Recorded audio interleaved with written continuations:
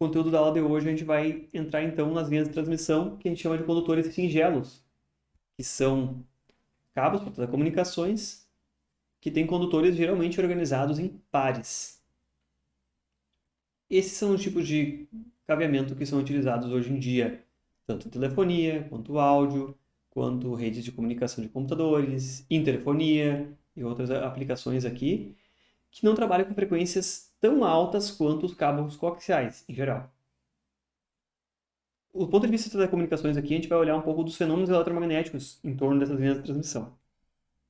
Mas vamos começar aqui com os exemplos mais típicos de aplicação e algumas características deles. Nós começamos com as aplicações mais low-end, assim, que não são tão alta tecnologia, e a gente pode começar falando da telefonia. Porque telefonia, desde o início da implementação aí, difusão dela, usou cabos impares, porque um par é capaz de fazer a interconexão para uma chamada telefônica. Ela trabalha em banda estreita de frequências, tanto que, como a voz humana só vai até 20 kHz e ninguém vai ficar cantando ou compor uma sinfonia pelo telefone, na verdade, as linhas de comunicação elas transportam até menos do que isso. Em geral, 4 ou 5 kHz só é suficiente para passar a voz humana. E os cabos têm características aí de banda estreita, eles não têm um controle de impedância tão afinado quanto em aplicações que requerem mais altas frequências, mas os cabos podem ser compostos de um par de fios de cobre em cada cabo. Aqui tem um exemplo em que o cabo tem um par de fio de cobre, mas ele tem um cabo guia aqui, um cabo de aço, geralmente, que serve para dar resistência mecânica, principalmente para instalação aérea, esse cabo. Mas aqui está o par que vai ser usado para telecomunicações e, em geral, esse cabo aqui guia, ele não vai ter nem função elétrica, ou no máximo ele vai ter um aterramento. Mas não tem função de blindagem nem nada disso, só para esforço mecânico mesmo. Outra coisa importante para lembrar, o cabo telefônico hoje em dia usa o padrão RJ11, o conector, que é compatível e pode ser ligado numa tomada RJ45. A gente vai ver quando voltar a retomar esses conceitos, que é relacionado com convergência de redes. Lá em redes de comunicação você vê isso em mais detalhes. Existem cabos com bitolas diferentes dos condutores, que resultam em indutâncias características de atenuação do sinal também, em longa distância diferenciado.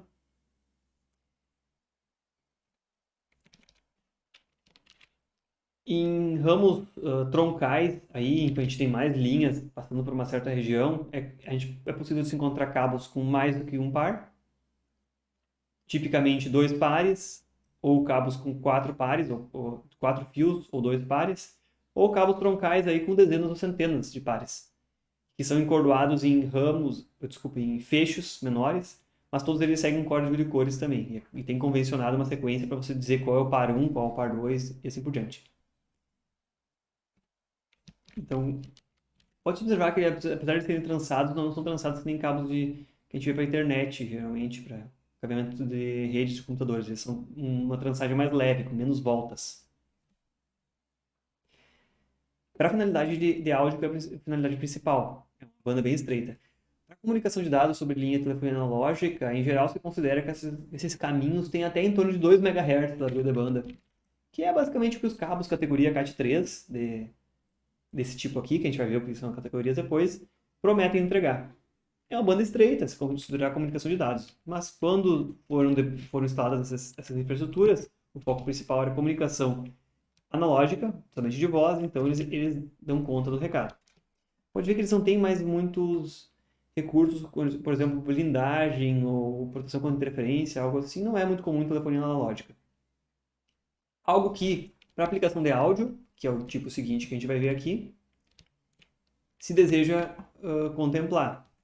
Para aplicação de áudio, transferência de áudio, microfone, essas aplicações todas relacionadas com som aí, a gente considera que pelo menos 20 kHz eles têm que ter para reproduzir com boa fidelidade, porque agora não é uma ligação telefônica, agora é para realmente reproduzir som. É muito comum nesses cabos terem uma blindagem, que é uma malha externa. Olha, a gente está chegando numa estrutura parecida com os cabos coaxiais, ó. São condutores, um par de condutores lá dentro, mas do lado de fora também tem uma malhazinha para evitar que penetre interferência. Mas eles também não têm preocupação com o casamento de impedância aqui. A impedância não é bem controlada nesse tipo de cabo. Assim como não é bem controlada nos cabos de telefonia analógica. Isso se aplica com preocupação com linhas que transportam sinais. Não é, não são as linhas que transportam sinal na saída dos amplificadores de som até as caixas de som. Aquelas linhas são linhas de potência em que a gente não se preocupa com interferência, porque o sinal tem uma amplitude tão grande, a corrente e a tensão são tão altos, que eles não são sujeitos à interferência externa, mas pelo contrário, eles são os geradores de interferência. Então, essas considerações que a gente fala aqui sobre cabos para som são como cabos para sinal, que são esses cabos que geralmente têm organização em pares. Muitas vezes fica convencionado aí que o vermelho e preto, o vermelho e branco, eles são para canal direito ou canal esquerdo, quando é uma transmissão estéreo, e geralmente eles têm uma blindagem em volta que vai ser aterrada, e vai ser o sinal de referência de cada um dos canais aí. Então, por ser aterrada essa malha externa, ela evita a penetração de campos magnéticos, principalmente. Aqui a gente vê outros exemplos aqui da forma que são construídos esses cabos, em pares. Esse exemplo de cima aqui tem a blindagem individual em cada um dos canais, então também não vai permitir interferência entre um canal e o outro. Aqui embaixo a gente tem um cabo que tem uma malha bem mais grossa em torno de todos os pares que estão dentro ali, não tem isolação entre os pares. E aqui a gente tem, inclusive, um exemplo de um cabo que tem uma guia metálica aqui, que talvez também ajude a dar uma resistência mecânica para tração nesse cabo, mas tem uma malha em volta dele, uma malha metálica que vai evitar a penetração de campos eletromagnéticos externos e tem um par de fios aqui dentro que vai carregar o sinal com uma diferença de tensão entre eles, de fato. Detalhe aqui embaixo é que provavelmente esse cabo realmente seja aterrado porque ele tem um terminal tipo oleal aqui para ser parafusado na carcaça do dispositivo na qual vai ser ligado esse cabo. Então é para garantir um bom aterramento daquela malha de blindagem que tem ali em volta.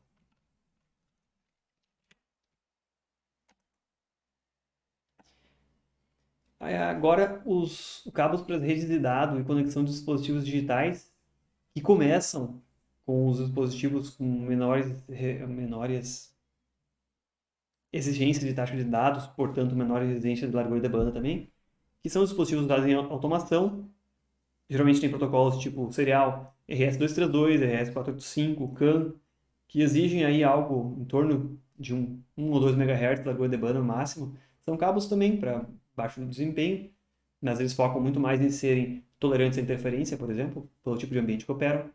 Poucos megahertz de largura de banda, então, e a gente vai subindo aí para aplicações como computadores, que usam redes Ethernet e tem a largura de banda de cabos que excedem as centenas de megahertz, e hoje em dia chegam perto dos gigahertz já. Não são cabos coaxiais, mas hoje em dia já estão empatando em classe de desempenho, que seriam aqueles cabos coaxiais com aquela estrutura bem mais complexa lá. Cabos de comunicação digital, então, a gente passa por vários tipos, como um cabo USB. Um cabo USB basicamente tem 4 fios dentro, um USB não tipo C, USB tradicional, até micro USB.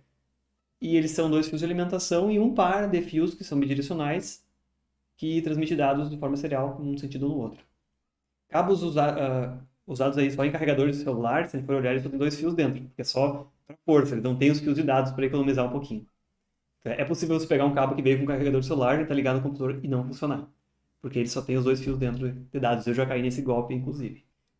Não olhei antes, com cuidado. Mas, então, cabos USB usam esse tipo de interface. Interface de vídeo de alta taxa de dados, como vídeo digital, HDMI e DVI, que são interfaces digitais. O HDMI,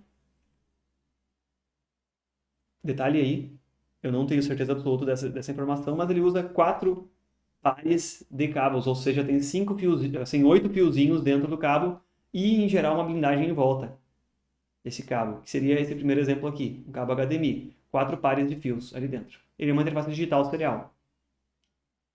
Já o VGA não usa pares e ele é uma interface analógica, ele está mais sujeita à interferência. E os condutores que passam as informações de intensidade de verde, vermelho, RGB, vermelho, verde e azul, eles são sinais analógicos. E outro tipo de interface que agora está bastante em desuso são interfaces paralelas, que tem maior quantidade de condutores, e cada um tem uma função especial. Por exemplo, interfaces paralelas ou seriais também de computador. Esqueci de adicionar aqui na aula, mas também são um exemplo que não tem essa preocupação com cabos trançados ou com grande coisa de blindagem, mas eram projetadas para sinais de baixa frequência, como eram os computadores até nos anos 90 aí conseguiam controlar, e hoje em dia elas estão todas sendo substituídas por interfaces tipo USB principalmente. A única diferença entre as interfaces do USB e HDMI para comunicação digital de dados é que o USB tem uma taxa de dados limitada ainda comparando com a taxa de dados requerida para transferência de vídeo em alta resolução em tempo real, como acontece para o HDMI. Outro tipo de cabeamento também, que é mais baixa taxa de desempenho, são utilizados para segurança, como alarmes e sensoramento. E esse aqui não tem nenhum tipo de preocupação com o casamento de impedância ou desempenho, porque são realmente sinais de baixa frequência e não requer esse tipo de preocupação. A especificação de qualquer um desses tipos de cabeamento ela é baseada em 4 aspectos, que é a largura de banda de frequência que ele suporta ou que ele comporta sem causar grande distorção no sinal. Em geral, é determinado pelaquela frequência em que o canal de comunicação vai começar a atenuar em 3 dB a, a potência do sinal, ou seja, 70% da amplitude. Ele é especificado pela quantidade de condutores, que no final vai determinar quantos canais em paralelo podem ser utilizados naquele mesmo cabo.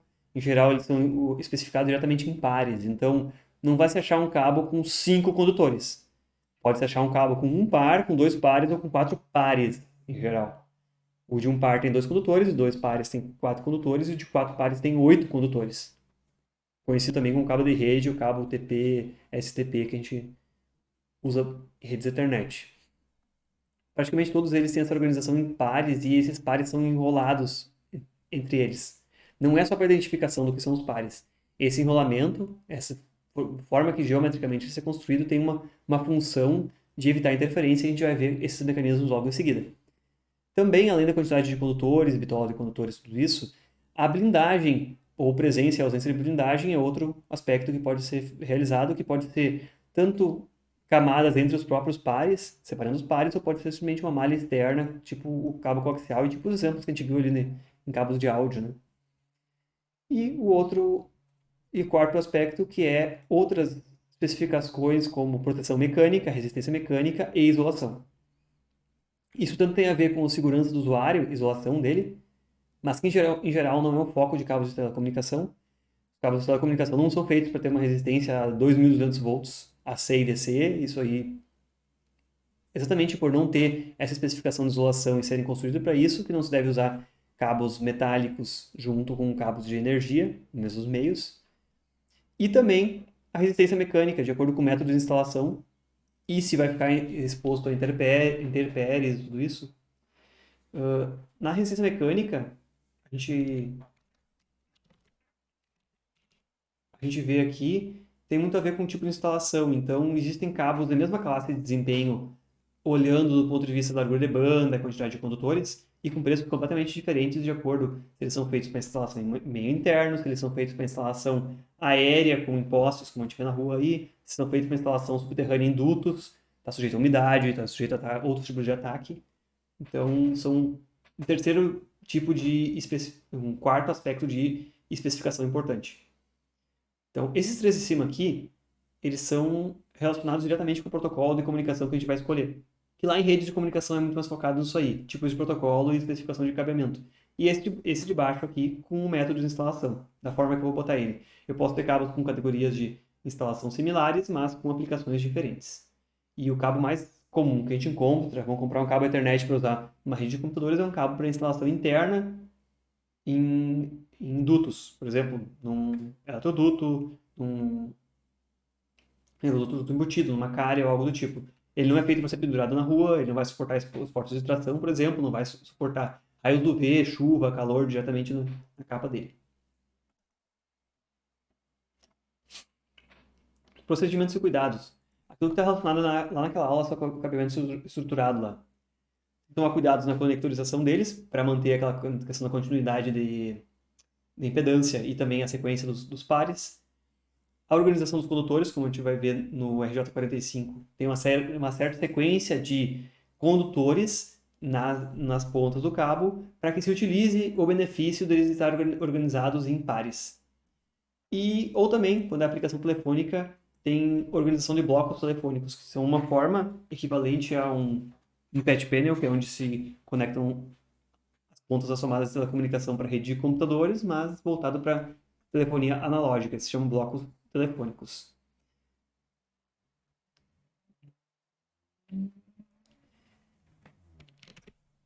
Primeira parte do exercício proposto aqui. Observe a seguir os cabos de múltiplas vias e suas características construtivas. O mais comum que a gente encontra por aí, todo mundo costuma inclusive chamar o cabo assim, é cabo UTP. Um cabo UTP se trata de um cabo com popularmente um cabo com 4 condutores, 4 pares de condutores trançado e com uma capa simples de isolação externa. Cabo UTP. A gente consegue adquirir ele, eu acredito, por alguma fração de real por metro, aí, talvez 70 centavos por metro, talvez algum tipo mais barato de cabo. O cabo UTP eu refiro esse bem da ponta aqui. Esquerda superior. Quais as características que a gente consegue observar na estrutura desse tipo de cabo aqui? Eu dou um zoom para aumentar especificamente essa figura aqui, que ela é bem interessante, tem um resumo bem a calhar para nós aqui. Quais as características que esse cabo de cima tem aqui e nas estruturas dele?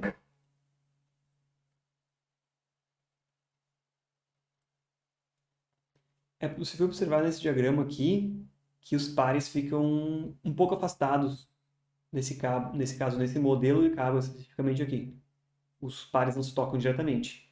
Isso é conseguido por meio de um espaçador que vem no meio do cabo, mas o cabo UTP padrão e mais comum que a gente encontra não tem nem esse espaçador. Os 4 pares estão tocando no outro ali no meio.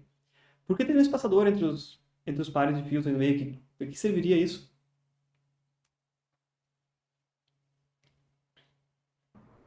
Não sei. Quaisquer condutores próximos um do outro exercem um efeito capacitivo entre eles, ou seja, uma variação de tensão elétrica num deles vai induzir, atrair ou repelir cargas no outro, que causar uma pequena variação de carga elétrica no outro também. Então, pense num cabo que tem uns 100 metros de comprimento e 2 condutores de pares separados, vamos dizer, poderia ser esse condutor azul aqui e esse verde, estarem a uma distância ali de meio milímetro um do outro por 100 metros de comprimento. Isso acaba tendo um efeito capacitivo razoável aí, porque são como 2 placas condutoras afastadas por uma distância muito pequena e com uma área razoavelmente grande, porque eles são muito longos. Então causa um efeito capacitivo entre eles. Uma forma de reduzir o efeito capacitivo entre os pares é afastar eles mecanicamente por um elemento isolador aqui e evita a interferência entre as informações trafegando nos pares diferentes. Isso é um ponto importante. Mas ainda assim, nós temos somente os 8 condutores aqui dentro, geralmente são de cobre ou de alumínio, são isolados por capas de isolação, esse isolador aqui no meio para separar um pouco os cabos, pode existir ou não, e uma capa aqui fora que isolante também, não tem nenhum tipo de blindagem. O tipo seguinte de cabo, vamos passando para a direita aqui, é um cabo que tem a mesma estrutura dos 4 pares, só que agora em volta dele a gente tem mais uma camada de um elemento condutor aqui em volta. Por isso que ele se chama, em vez de só chamar de Unshielded UTP, Twisted Pair Cable, cabo de não blindado de par trançado, ele se chama SUTP, Shielded Unshielded Twisted Pair, porque ele tem uma blindagem externa, shielded então, uma camada de bom condutor externo, essa camada que provavelmente vai ser aterrada, que a gente vê aqui parece um papel alumínio em volta, e tem os 4 pares, ou 8 condutores isolados, lá dentro, soltos. Podem ter um afastamento entre eles ou não, mas essa camada externa vai evitar a interferência de elementos externos e que campos magnéticos variantes no tempo penetrem dentro e induzam correntes nesses pares aqui. Também evita o acoplamento capacitivo entre componentes externos e diretamente os pares, acoplamento capacitivo, mas não evita o acoplamento capacitivo diretamente entre o que está aqui dentro. Mas já é uma blindagem externa, evita a interferência de elementos externos. E o seguinte, a gente vai para esse STP aqui embaixo.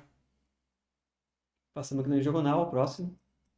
O STP é o tipo de cabo em que cada um dos pares tem os dois condutores internos, isolação e uma camada de blindagem em cada par aqui em volta. Vejam que a estrutura dele não é um cabo coaxial, porque afinal isso aqui é meio distribuído, meio bagunçado, não tem uma distância bem fixa para isolação ali dentro, não tem aquela estrutura rígida que vai garantir a impedância da mesma forma tão perfeita quanto um cabo coaxial. Mas aqui dentro vão caber 4 canais de comunicação separados e razoavelmente separados agora, porque eles não vão interferir quase um no outro, porque eles têm uma camada de blindagem condutiva em volta. Então, o acoplamento capacitivo entre essa blindagem em volta e os condutores ainda acontece, mas não acontece entre os pares em si. Então, a interferência entre eles, ou o crosstalk, é bem baixo. Que é mais ou menos o que a gente tem nessa foto aqui de baixo. E cada um dos pares é, vamos dizer assim, embalado com uma camada fina de elemento condutor. É uma blindagem. E também existe o tipo shielded aqui, que é o último, que tem uma blindagem externa, que envolve todos eles, e também tem blindagens dos pares individuais aqui dentro, tendo então todas as características de imunidade à interferência externa, ou razoável imunidade entre interferência mútua entre os próprios pares aqui. E dessa forma, então, existem canais de comunicação absolutamente separados, com mínimo de crosstalk entre eles e com uma grande tolerância a campos eletromagnéticos, elétricos e campos magnéticos externos variantes que não vão conseguir penetrar essa blindagem. Esse é o objetivo de todo esse tipo de blindagem aqui, não é que eu possa passar ele junto com um cabeamento de força. Não é esse o objetivo. O objetivo é realmente evitar interferência de outros elementos externos que não sejam de comunicações ou até mesmo outros cabos de comunicações que estejam externos, para conseguir aumentar ainda mais as taxas de dados por modulações mais complexas usadas nesses cabos. Ainda que não se tenha todas as camadas de blindagem, esse cabo aqui, de par trançado pela estrutura comum, já tem uma série de características interessantes que garantem aí uma qualidade de comunicação bem razoável. Qual é o objetivo como é que é utilizado de forma efetiva esse cabo de par trançado? O primeiro ponto, o que é sinalização diferencial? Você já ouviu falar sobre circuitos que usam sinalização diferencial em algum outro contexto? Você está com contato com eletrônica aí? Ah, não, nunca viu um conversor AD que tem sinalização diferencial?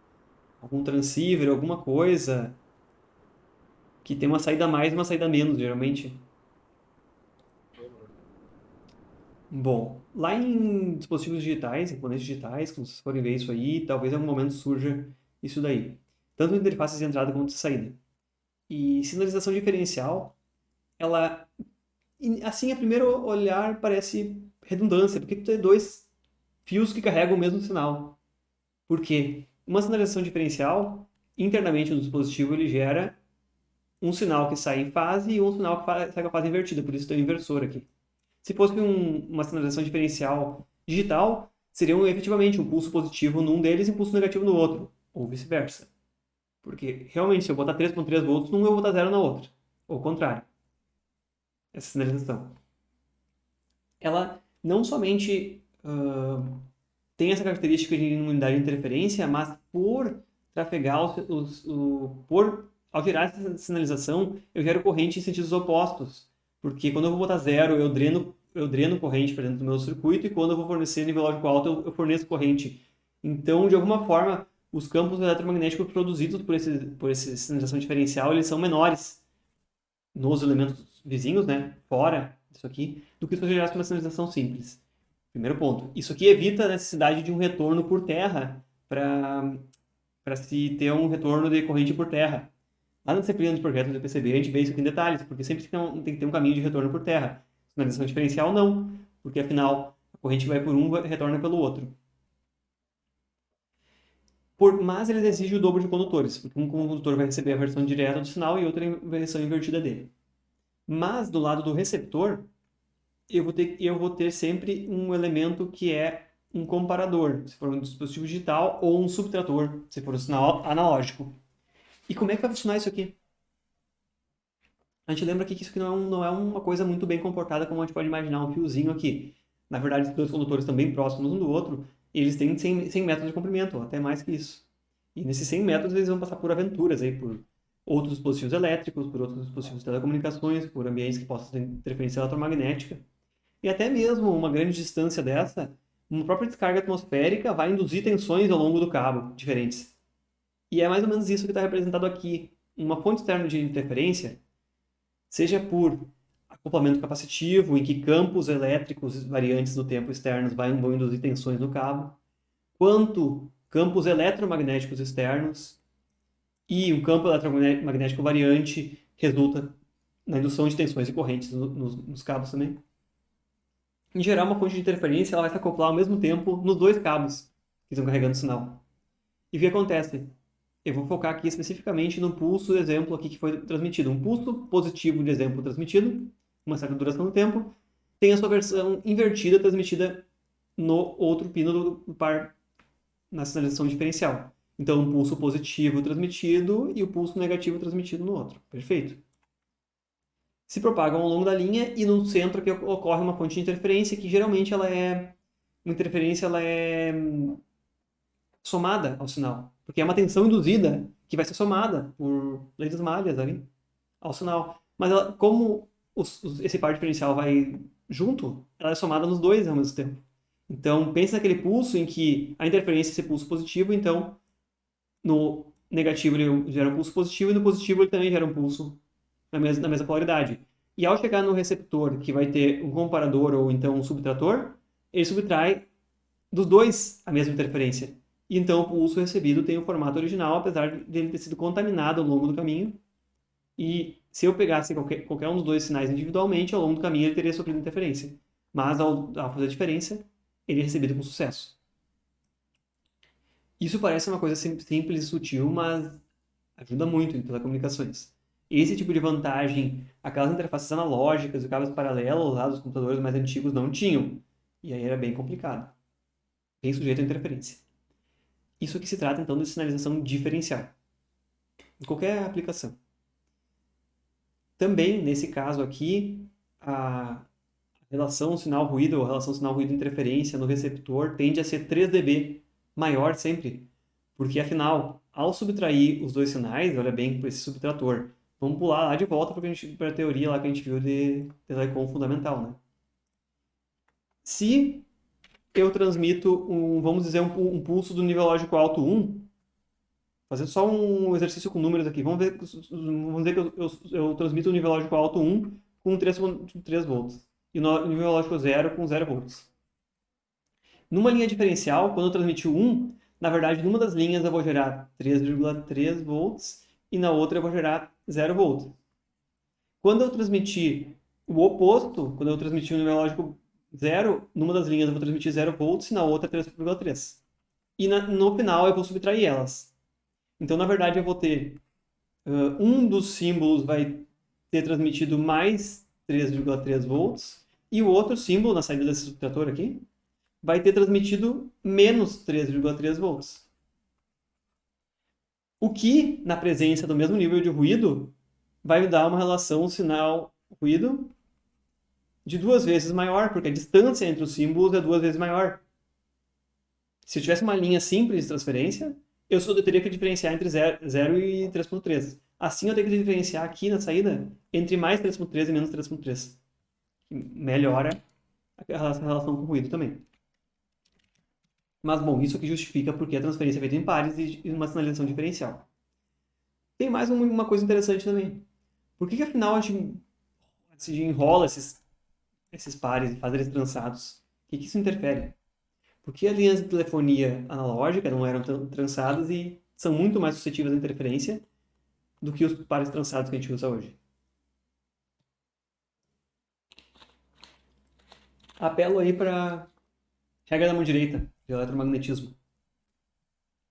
A regra da mão direita diz que o campo elétrico circulando aqui na direção do dedão, ele vai induzir correntes nesse sentido aqui, dos dedos. Desculpa, induzir campos eletromagnéticos nesse sentido, girando em torno do cabo percorrido.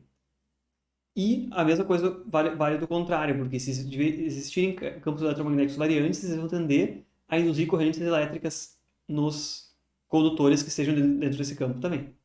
Só que quanto eles vão induzir de correntes ali nesses condutores depende do laço abrangido por do laço ou área atravessada por esse campo magnético. Se eu tenho um par de condutores, como está nesse primeiro exemplo aqui de cima, e ele passa por uma região do espaço que está determinada aqui, indicada por algumas linhas de campo magnético aqui, que abrange uma parte aqui. A parte abrangida entre esses dois cabos, que seria essa área aqui do centro, esse enlaço aqui, vai acoplar nesse laço fechado uma certa quantidade de fluxo magnético e vai induzir uma pequena corrente nesse enlace aqui. Essa corrente vai ter esse sentido aqui de circulação. E se a gente fosse olhar para o circuito equivalente aqui, é como se a tensão induzida no condutor de baixo tivesse essa polaridade aqui e a tensão induzida no condutor de cima tivesse essa polaridade aqui. E ao fazer a análise desse circuito equivalente de baixo, a interferência ela fica em série, como as fontes das duas polaridades, com o sinal transmitido. Então, o percebido no receptor vai ser a interferência mais do transmissor.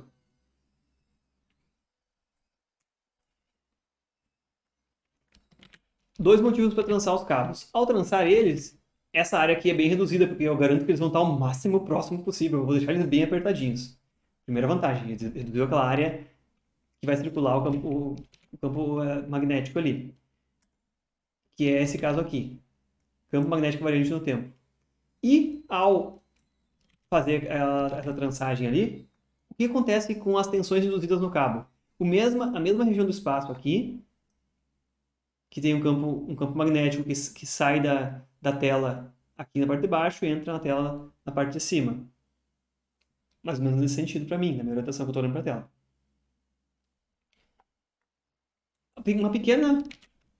Uma pequena área se forma aqui, que induz tensão num sentido, correspondente ao que está aqui embaixo.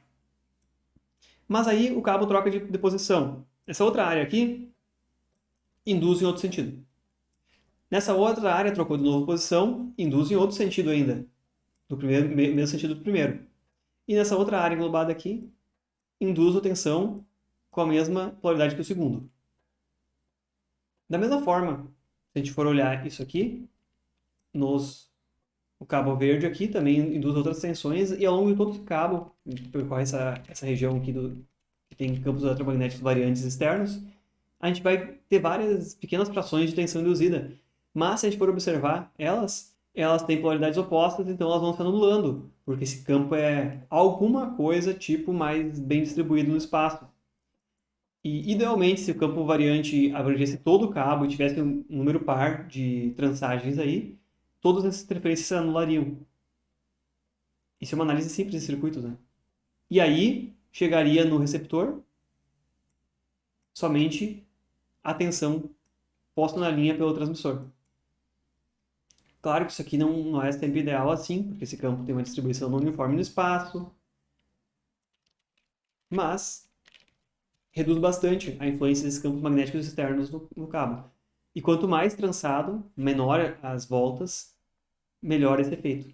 Menos suscetível à interferência externa. Então, reduz a área e também faz com que a interferência se anule a ela mesma em regiões pequenas do espaço. Isso que nós estamos falando sobre, primeiro, por que fazer a sinalização diferencial, o que acontece quando o cabo não é trançado e quando ele é trançado. Efeitos eletromagnéticos envolvidos. Mas também, quando não é um campo magnético variante no tempo, a gente também tem acoplamento pelos campos elétricos, que eu comentei no início. Condutores muito próximos sofrem efeito capacitivo, porque são condutores muito próximos. Imagine aqui um par de fios que passa por dentro de uma calha metálica. Tem uma pequena isolação ali entre o par trançado ali e a calha. Mas a calha é um condutor que é enorme, tem 100 metros de cabo depositado, pois tem 100 metros de uma superfície metálica próxima do condutor. E tem um baita acoplamento capacitivo entre eles, que está representado aqui por diversas capacitâncias distribuídas aqui. São uma fração de picofarad aí por centímetro, mas ainda assim, isso somando um cabo longo, acaba sendo bastante significativo. E além do mais, se esses cabos, esses condutores externos ao cabo, nós estamos focando o nosso cabo de telecomunicações somente esse par aqui no meio. Se esses condutores externos têm tensão variável, se forem condutores de energia, se tiver uma tensão induzida na própria calha, que ela não esteja bem aterrada ou algo do tipo, ou seja, um outro cabo de telecomunicações que está passando do lado ali, que também tem tensões variáveis, quanto maior a frequência, menor a impedância dessas capacitâncias parasitas aqui.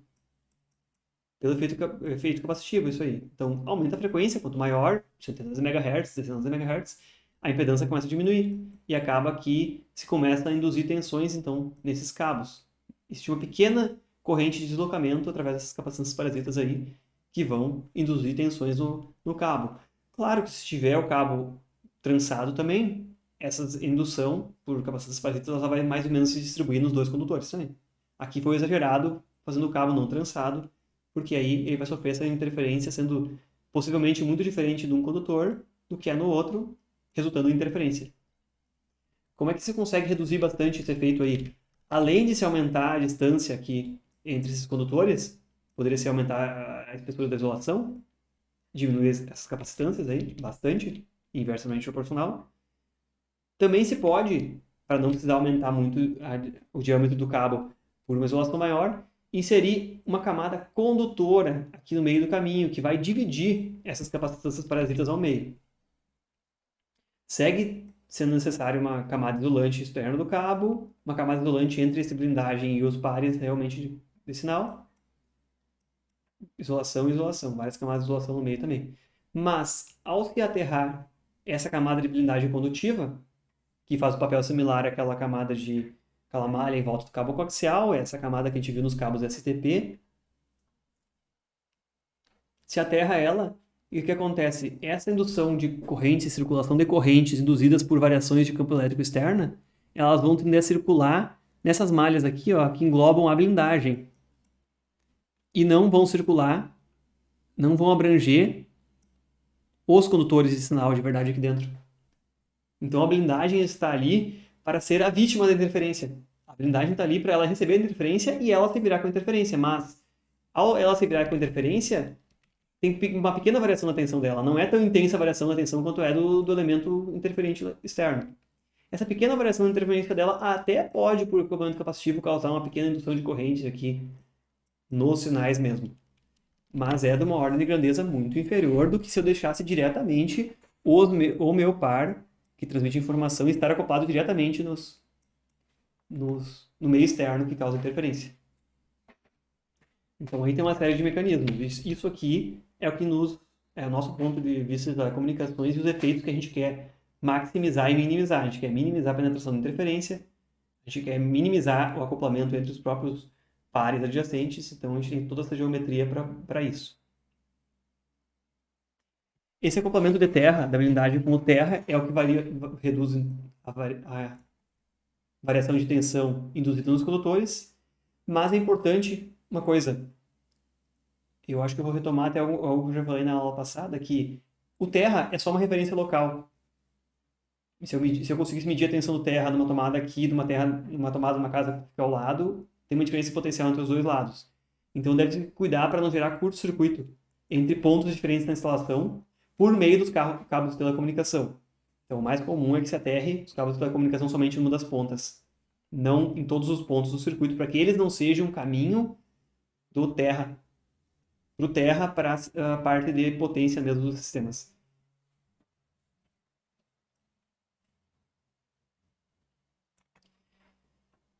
Por isso mesmo, e até mesmo para facilitar a geração daqueles sinais diferenciais, existe comumente aí em diversas aplicações de acoplamento magnético,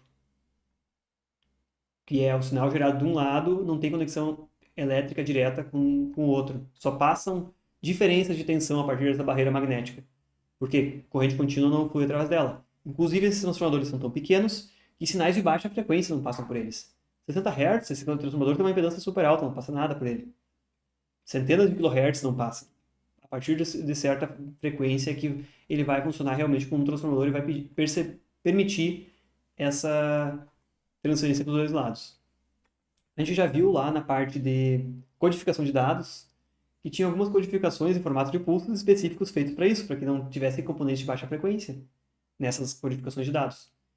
E retomo aqui, e eu acredito que até é o mesmo exemplo desse aqui do roteador aqui de baixo, em que é assim que é realizada esse tipo de conexão. Por exemplo, aqui, o cabo realmente vai ser conectado aqui, onde diz RJ45, que vai vir de outro dispositivo. Esses indutores aqui têm um modo comum, de forma que a tensão induzida nos dois fios ao mesmo tempo, provavelmente resultado de interferência ou de diferença de potencial de terra dos dois lados. Ela vai ser barrada por esse indutor aqui. O que vier de diferença entre os dois vai passar até esse pequeno transformador de acoplamento. E aí sim, o dispositivo digital que vai receber e vai interpretar e decodificar essa informação, ele vai receber somente a diferença de tensão entre os dois lados. Não necessariamente aquele subtrator que tem lá, como a gente viu lá nessas linhas aqui, a sinalização diferencial, precisa ter um subtrator analógico como amplificador. Aquele transformador faz esse papel de subtrator, só que ele não funciona em baixas frequências, claro. Funciona com essa consideração de que não chegue 0 Hz nele. Mas então, esse subtrator, nesse caso, o cabeamento usando cabos de rede e interfaces Ethernet, ele usa o próprio transformador como subtrator. De uma forma passiva. Como a gente já viu na outra parte da disciplina, quando a gente falou de codificações e motivação para que elas não tivessem baixas frequências, a gente tem magnéticos aqui dentro dos dispositivos de rede, tipo um roteador doméstico aqui, ele tem caixinhas com magnéticos aqui, fechadas, que tem aqueles transformadores que estavam indicados lá no esquemático. São esses transformadores aqui. Cada uma delas aqui tem 2 pares, que são utilizados para as 4 interfaces de rede que tem aqui. E aqui embaixo tem até um outro exemplo, para uma interface de rede só, que tem só um conjunto de transformadores dentro aqui do dispositivo. Apesar de complicado esse esquema elétrico dele, a gente pode observar que para cada par ele está identificado aqui como receiver 1, receiver 1 menos, receiver X1, receiver X1 aqui. Os dois lados são isolados, eles são simétricos. E aqui para o par que faz a transmissão, TX, TX, TXD, TXD. De forma que praticamente isso aqui vai ficar no meio do caminho de um dos pares, e para altas frequências isso aqui vai ser transparente nesse sentido, e esse aqui vai ficar para outro par, e também para a função de alta frequência ele vai ser transparente. Aqui, inclusive, eu não tinha reparado antes, mas esses transformadores no meio, eles têm relação de 1 para 1, tá aqui. Tendo relação 1 para 1, a gente sabe que dos dois lados a impedância do cefista vai ser a mesma. Então, se o cabo tem 50 ohms, se o cabo tem 100 ohms, e for o lado de cá, que o cabo está ligado aqui, cada um dos pares trançado está ligado, 100 ohms, impedância característica do cabo aqui, que é o cabo tipo par trançado que a gente tem aí usado na internet. Do lado de cá, a entrada do dispositivo receptor da interface física lá, ou ela vai ter um resistor discreto na placa de 100 ohms, por causa da impedância, ou a própria entrada do dispositivo circuito, chip aqui, que processa os dados, ele vai ter impedância característica de entrada de 100 ohms também. Mas é muito comum ver esses resistores de 100 ohms aqui como dispositivos discretos na própria placa PCB, para fazer o casamento entre a impedância do cabo, que par trançado com aquelas características ali é 100 ohms, passa pelo transformador, enxerga o outro lado um ganho de 1 para 1, então enxerga a mesma impedância, e faz isso aqui, mas pode ser feito diferente, inclusive. Se utilizar um transformador elevador tendo N2 maior que N1, a resistência de casamento de impedância do lado de cá vai ser maior do que 100 ohms. Mas é vista e observada pela entrada aqui, de onde vem o sinal de comunicação ou para onde ele vai, como sendo 100 ohms. Não necessariamente esses magnéticos estão separados, mas em alguns fabricantes fornecem os magnéticos integrados aqui, ó, na própria placa de rede. Eles já vêm lá dentro, então não está explícito, mas se for ver essa interface de rede ela é um pouquinho maior, ela já tem os elementos ali dentro, que torna bem mais compacto. E outra forma de fazer esse acoplamento aí, ou desacoplamento, em vez de usar um dispositivo magnético, é usar capacitores. Dessa forma, a classe de isolação ela costuma ser menor, porque ela depende da capacidade de tensão desses capacitores, mas também baixas frequências não passam por ele, e basicamente aquilo que vier acoplado nos dois sinais recebidos, ele não vai passar por esses capacitores. Então, é outra forma de fazer esse desacoplamento galvânico entre os elementos.